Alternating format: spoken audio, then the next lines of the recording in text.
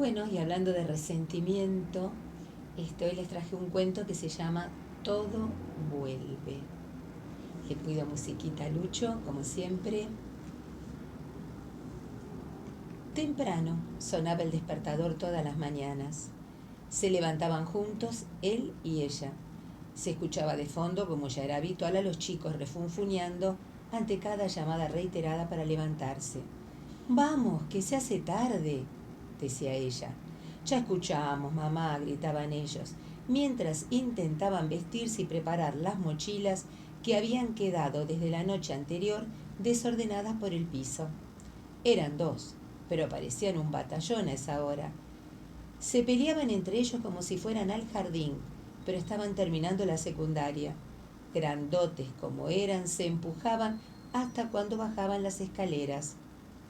Los gritos de ella se sentían hasta dentro del baño, donde él también los escuchaba mientras se bañaba. Pero nunca decía nada, ella se ocupaba. Llegaban con el tiempo justo a la cocina para beber un sorbo de chocolatada. Apuren, chicos, que van a llegar tarde. Papá todavía no bajó, decían al unísono. Tenemos para 1000 años, agregaban muertos de risa. Pero papá bajaba y con el gesto serio de todas las mañanas tomaba unos sorbos de café y les decía, vamos que se hace tarde. De ella se despedía con un beso apurado y un te veo después. Y los chicos, fieles imitadores del padre, también le prometían un después. Cuando los tres cerraban la puerta, su mundo quedaba vacío. Sentía que no tenía ni una hora ni un después. Qué raro se siente todo, pensaba a veces. Los días eran como calcados. Primero las compras, siempre algo faltaba. Se iba a la calle con el chango y empezaba a recorrer los negocios donde ya la conocían, siempre buscando el mejor precio. Él le recordaba cada día lo que le costaba ganar lo que ganaba, lo que tenía que soportar en el trabajo. Pobre, pensaba ella, ¿cómo se sacrifica por nosotros? Caminaba cuadras de más para encontrar el mejor precio. Y sí, tenía que hacer rendir lo que él le daba. Por lo menos, pensaba resignada, toma un poco de aire y sol. Siempre se detenía mirando con nostalgia un calendario que colgaba de la pared de la verdulería. Qué lindo, pensaba, sería estar ahí. Animada, un día le preguntó al verdulero qué lugar era el del calendario, y él le dijo, es una playa del Caribe. Y ahí se quedó ella mirándola como un chico a una golosina. No hablaba con ninguna vecina, excepto con la mujer del portero, que parecía tenerle afecto. Nunca iniciaba ninguna conversación, prefería permanecer callada, le daba miedo tener que opinar. Igual, después escuchaba la radio o veía la televisión y se enteraba de todo. ¿Para qué hablar? Llegaba a la casa y acomodaba todo. Todavía le faltaba ordenar los cuartos, repasar los baños, tender la ropa, y hoy sí, hoy limpiaría los azulejos de la cocina. Había comprado un blanqueador de juntas. Era un poco raro, lo pensó antes de comprarlo. Mucho precio, pero prometía dejarlos como nuevos. Eso sí, era sumamente tóxico. Había que tener cuidado, pero como estaba ella sola, no tendría de qué preocuparse. Él seguro no le iba a decir nada del gasto. Le gustaba que todo estuviera impecable. Le dejaba cada mañana en la mesa de luz lo necesario para el día. Pero ella, como buena mujer que era, iba guardando de a poquito lo que le quedaba de los gastos de cada día, y con lo que había logrado juntar se dio el gusto de comprarse el blanqueador. Quizá él ni siquiera se diera cuenta del gasto, pero igual se lo iba a decir, no sea cosa que se enterase y que creyera que le mentía o que le ocultaba cosas. Cuando terminó con su rutina diaria, se puso ropa vieja para cuidar de no mancharse y poder así iniciar la limpieza de los azulejos. El producto casi ni olor tenía. Estaba entusiasmada con esa compra. Qué loco, pensaba, que por limpiar azulejos tuviera tanta alegría. Como los chicos no vendrían hasta la tarde porque se quedaban de unos amigos, entonces podría trabajar tranquila. Puso música y buscó los elementos para la tarea: una fuente vieja donde poner el líquido y trapos para limpiar. Empapó abundantemente el paño y empezó a frotar, pero como no le daba resultado, empezó a inquietarse y pensó: necesito un cepillo. Y recordó un cepillo de dientes ya viejo que él tenía guardado en el cajón de las herramientas y que algunas veces lo había visto utilizar. Fue al cuarto de las herramientas a ver si lo encontraba. No debería haber hecho eso, porque él le decía que sus cosas no las tocara nunca.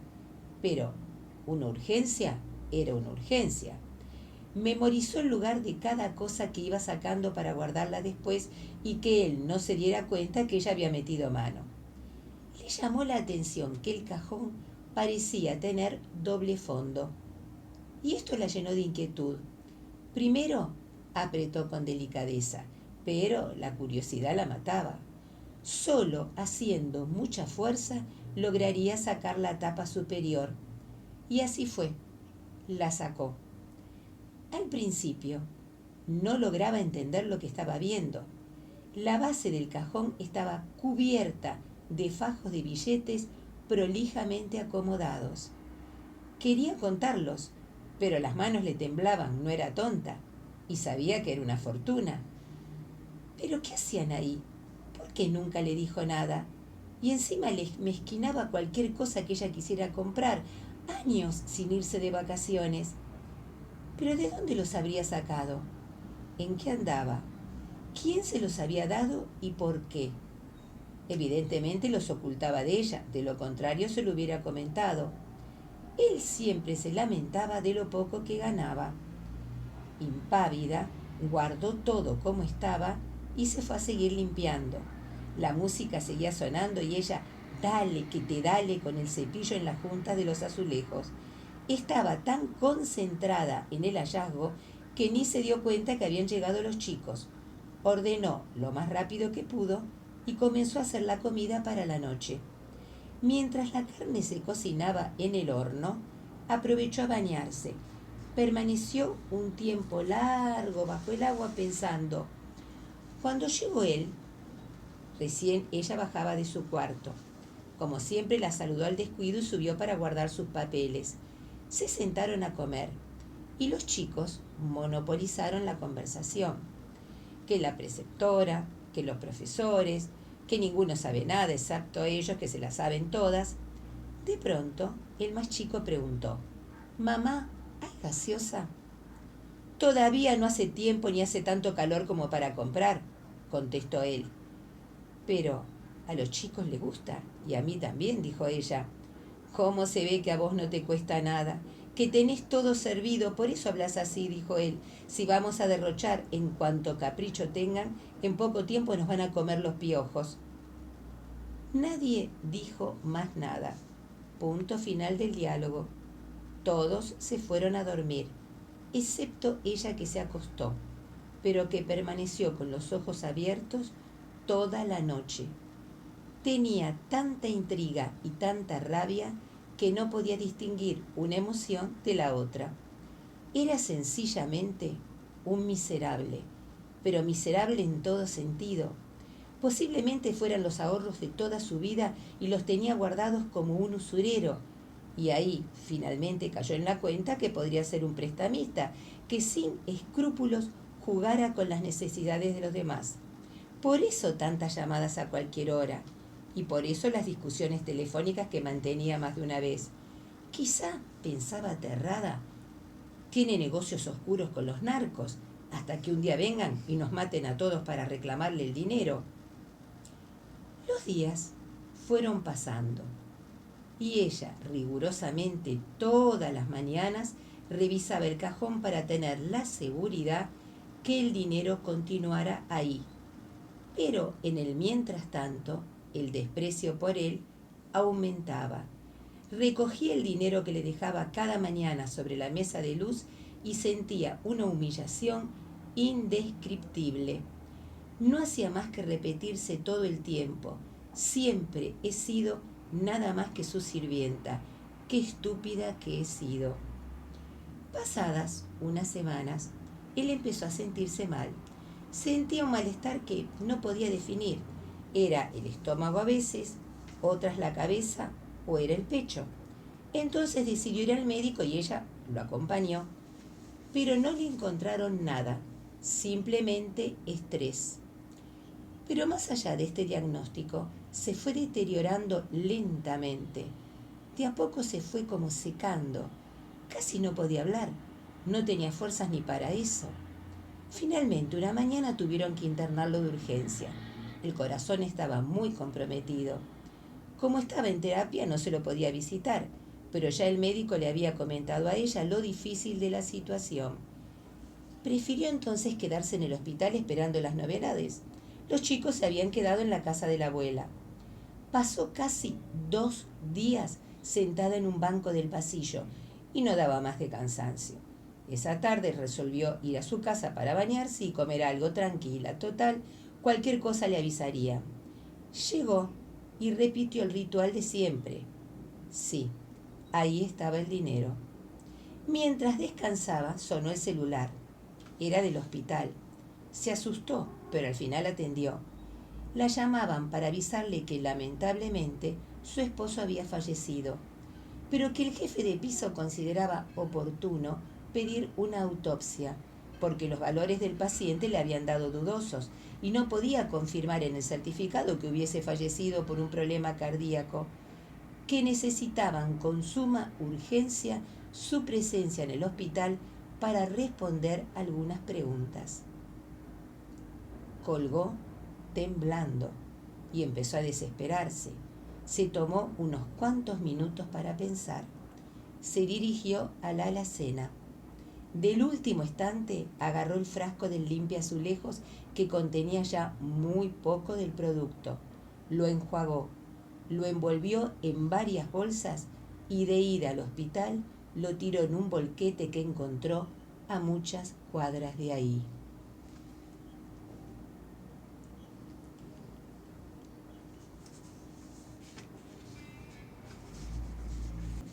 Qué tremendo el cuento, Titina. La verdad me dejaste muda, no sé cómo estarán los oyentes. Pero bueno. Y se había cansado, estaba muy cansada. Y yo pienso que, ¿qué pasa acá? Acá tenemos 2 personajes centrales, él y ella. Sí. Ella, una mujer sojuzgada, nada, que responde absolutamente a lo que el esposo diga, cuándo, dónde y ahora. Y donde confía plenamente en lo que él hace, dice y claro, define. hasta en algún momento dejó de confiar y se dio cuenta. Hasta que encuentra el dinero. Claro, ahí se dio cuenta de todo. Ahí vos te empezás a dar cuenta de que, y evidentemente ella pensaba, si esto fuera algo normal, me hubiera comentado que lo tenía.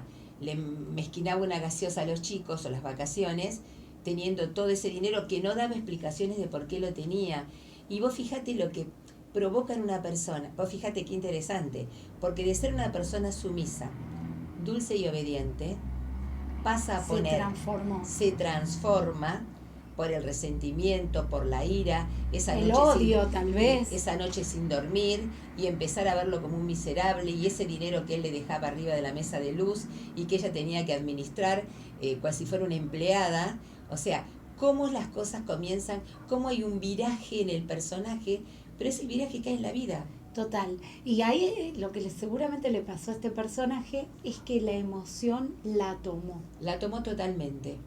Tal vez le apareció el odio. Seguro, poner la firma. Claro, todo lo que no vivió. Tal cual. Entonces, bueno. Todo lo que le negaron. Todo lo que le negaron. Le han negado un montón de cosas. Sí. Todo lo que le negaron. Porque si hubiera habido una explicación para el dinero, se lo hubiera dicho. Pero no había ninguna explicación, aparte escondido, sin que nadie lo viera, dejar que el otro piense, no dejarla entrar al cuarto de herramientas, no tocar por eso nada. Es tan importante, lo volvemos a decir siempre en este programa, el tema de gestionar qué nos está pasando. Claro, ¿no? claro. Y poder hablar. Qué importante parar en algún momento y poder hablar de lo que nos pasa. Para mí, realmente para mí es fundamental poner todo en palabras. Claro. Con tranquilidad, con paz. Así sea una emoción horrible que estemos sintiendo y viviendo. Me pasa esto. siento Claro. esto. Sí, sí, sí, sí. Yo creo que el poner en palabras las cosas, Para que eso suceda tenemos que parar. Es decir, dejar de seguir en esa vorágine ahora fíjate qué interesante, de la energía, porque de la emoción que nos toma. en este caso este personaje tenía la palabra casi prohibida. Sí. ¿Por qué hubiera sido lo lógico? Lo lógico, A ver, pensemos. Diferentes opciones. Una, que cuando él llegue a la casa y los chicos se acuesten, ella le diga, hoy necesitaba una herramienta y me encontré que hay esto en este cajón del fondo. ¿Qué es esto? Esa podía ser una. Sí. Pregunto. ¿No? Esa podía ser una opción. La otra opción, puedo sacar parte del dinero, llevármelo, irme de viaje al Caribe, que era mi sueño. Digo opciones locas. Opciones, me voy de mi casa. Listo, me tienen como sirvienta, me tratan como tal, me llevo todo el dinero. Segunda opción. Ella optó por la tercera, que fue voy a terminar con el problema.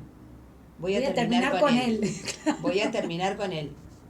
Que no sabemos si nos surge un problema posterior, porque allá del hospital lo llaman, pero ella se cerciora de que el elemento que utilizó no quede cerca. Lo enjuaga, inclusive enjuaga la botella, porque quedaba todo un poco, con premeditación. lo guarda en doble bolsa, sale a caminar al hospital y lo tira en un volquete muy lejos. Es decir, son todas opciones, porque la vida está llena de opciones. Sí. El tema es saber qué opción elegimos cada uno.